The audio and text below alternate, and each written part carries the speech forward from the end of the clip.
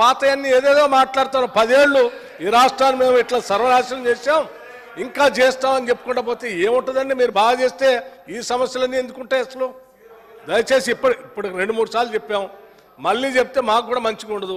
దయచేసి మీరు సబ్జెక్టులో రండి, ఏం చేద్దామో చెప్పండి. గతంలో చిన్నప్పుడు వినేవాళ్ళం ఆవు కథల, ఏదొచ్చినా మళ్ళీ ఆవుకి 4 కాళ్ళు ఉండు, తోక ఉండు అన్నట్టు మళ్ళీ ఆ 10 ఏళ్ళదే చెప్తున్నారు తప్ప దీని మీద మాత్రం మాట్లాడటానికి ఇష్టపడట్లేదు.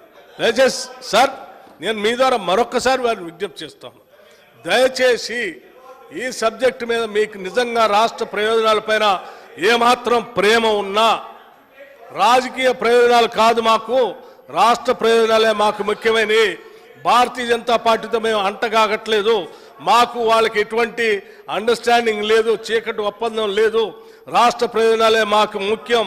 బడ్జెట్లో వాళ్ళు చేసినటువంటిది అన్యాయాన్ని ఎండగడతాం, సభ ఏ తీర్మానం చేసినా మేము సిద్ధంగా ఉంటామని చెప్తా అంటేనేమో చెప్పండి. లేదు లేదు, వాళ్ళు చేసింది కరెక్టే, వాళ్ళతో పాటు మా పార్టీని కూడా అందులో విలీనం చేస్తాం, మేము అంతా కరెక్ట్ చేసామని మీరు ముందు పోదామని చెప్పి దాని మీద మాట్లాడకుండా పాత కథని ఆవు కథని చెప్తా అంటే గౌరవ సభాపతి గారిని కోరుతాను, ఇంకో సభ్యులైనా మాట్లాడించండి, కనీసం రాష్ట్రానికి న్యాయమైన జరుగుతుంది. అధ్యక్ష, ఇదే శాసనసభకు బట్టి విక్రమార్క గారు డిప్యూటీ స్పీకర్ ఉన్నారు అధ్యక్ష, శ్రీధర్ బాబు గారు కూడా మంత్రి ఉన్నారు ఆ రోజు, ఇంకా చాలామంది మంత్రులు ఉన్నారు, ఇదే బెంచీలలో కూర్చొని ఉన్నారు. నేను నిలబడ్డ సీట్లో ఆయన నిలబడి తెలంగాణకు 1 రూపాయి కూడా ఇవ్వను, ఏం చేసుకుంటారో చేసుకోపోండి అని మాట్లాడితే ఒక్క కాంగ్రెస్ నాయకుడు, ఒక ఎమ్మెల్యే, ఒక మంత్రి లేచి అట్టెట్లా అంటారండి అని అడగలేదు అధ్యక్ష. మౌనంగా బెల్లం కొట్టిన రాళ్ళలేక కూర్చున్నారు తప్ప ఒక్క మంత్రి కూడా లేచి అడగలే, మీరు అట్టెట్లా అంటారండి, మీరు సమైక్య రాష్ట్రానికి ముఖ్యమంత్రి అని చెప్పి అడిగేటువంటి సాహసం కూడా కనీసం నేను చేయలే. ఇది ఫ్యాక్ట్ కదా. మా దగ్గర వీడియోస్ అన్నీ ఉన్నాయి అధ్యక్ష. ఇప్పుడు మీకు కావాలంటే రేపు చూపెట్టమంటే చూపెడదాం, సభ ఎక్స్టెండ్ చేయండి ఒక రోజు, ఆ క్లిప్స్ అన్నీ తెచ్చి చూపెట్టమంటే చూపెడతా అధ్యక్ష. నేను అవన్నీ కూడా ఉన్నాయి. ఇక బీజేపీ అధ్యక్ష, వీళ్ళు ఇట్లా అంటే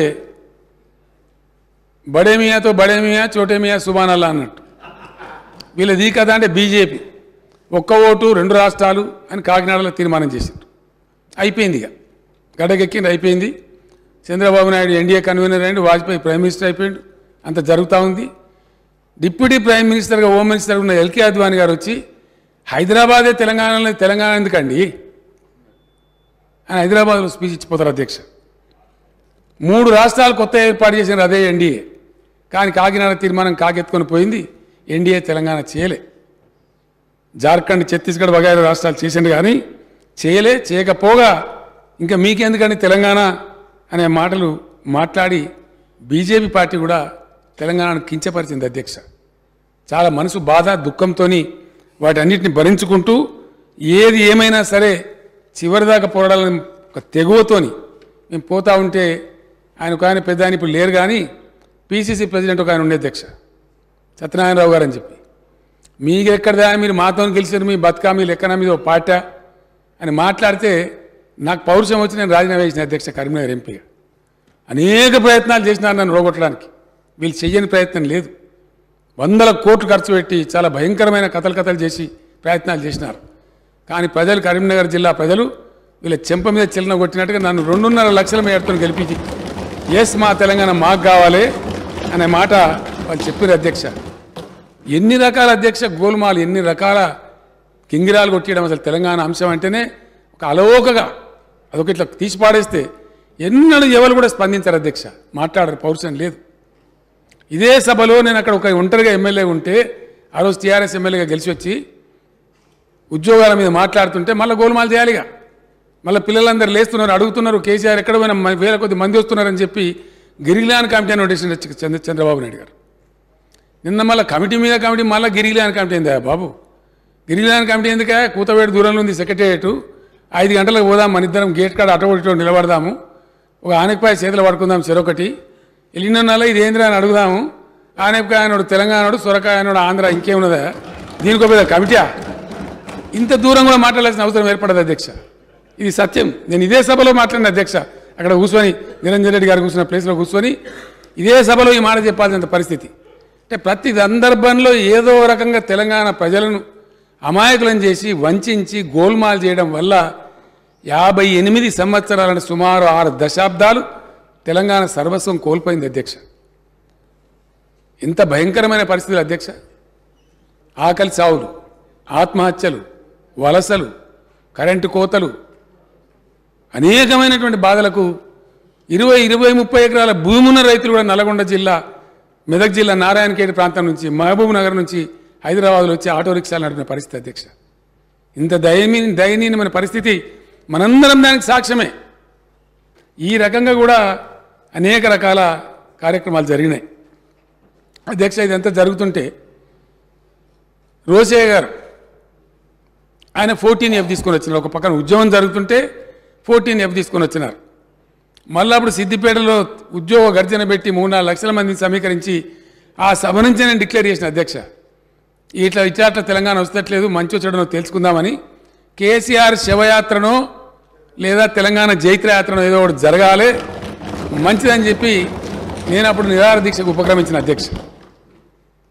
నిరాహార దీక్షకు ఉపక్రమిస్తే దాని మీద నానా టీకా టిప్పని చేసి నన్ను అరెస్ట్ చేసి ఖమ్మం జైల్లో పడేసి ఆ నుంచి నిమ్స్కి తెచ్చి ఇక్కడ పెట్టి చివరికి వీడు దసరా ఏమి అప్రతిష్ట పాలవుతామని చెప్పి లోక్సభ అంతా అట్టుపుతా ఉంది అధ్యక్ష. ఆయన లేరు, చనిపోయినారు. దివంగత ములాయం సింగ్ యాదవ్ గారు. ఆయన తెలంగాణ రాష్ట్ర ఏర్పాటుకు అనుకూలంగా లేకుండే, కానీ తెలంగాణ బనే ఓ రావు సాబ్ నైమరణ చెయ్యి అని చెప్పి ఆయన కూడా లేచి అక్కడ మాట్లాడితే 38 పార్టీలు గోల చేస్తే ఆ దాడి తట్టుకోలేక చిదంబరం గారిని పంపించి అప్పుడు స్టేట్మెంట్ ఇచ్చారు అధ్యక్ష. వెంటనే తెలంగాణ ఏర్పడే ప్రక్రియ మొదలు పెడుతున్నాం అని చెప్పడం, మళ్ళా ఆంధ్ర లాబీలు ఒత్తిడి చేయగానే మళ్ళీ డామ్ అని ఆయన వెనక తీసుకున్నారు అధ్యక్ష. ప్రకటన చేసింది కాంగ్రెసే, మళ్ళీ దాన్ని వెనకకి తీసుకున్నది కాంగ్రెస్. మీకు ఎక్కడదా, మీరు మాతో గెలిచారు, మీ బతుకా మీ లెక్కన మీద పార్టీ అని మాట్లాడితే నాకు పౌరుషం వచ్చి నేను రాజీనామా చేసిన అధ్యక్ష. కరీంనగర్ ఎంపీగా అనేక ప్రయత్నాలు చేసినారు నన్ను రోగొట్టడానికి. వీళ్ళు చెయ్యని ప్రయత్నం లేదు. 100 కోట్లు ఖర్చు పెట్టి చాలా భయంకరమైన కథలు చేసి ప్రయత్నాలు చేసినారు.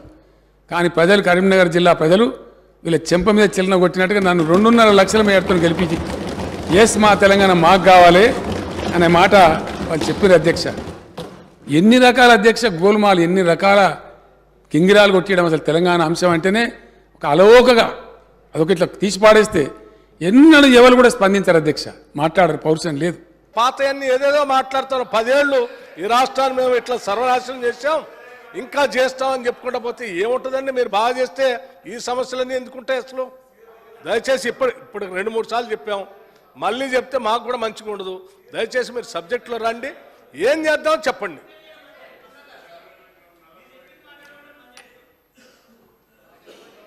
కేటీ రామారావు గారు. అధ్యక్ష, వారు ఇంత ఆవేశం ఎందుకు పడ్డారో బట్టి గారు మామూలుగా అయితే ఆవేశం రాదు ఆయనకి, ఇది ఎందుకు బాగా ఆవేశపడుతున్నారు బట్టన్న? నేను వారికి ఒకటే అధ్యక్ష, వాళ్ళేమో సింగరేణి బొగ్గుగన్ల ఆక్షన్ పెడతామని వాళ్ళు పిలుస్తారు, వీరేమో పోయి వేదిక పంచుకుంటారు. ఆ మాట నేను ప్రస్తావిస్తే వారికి కోపం వస్తుంది.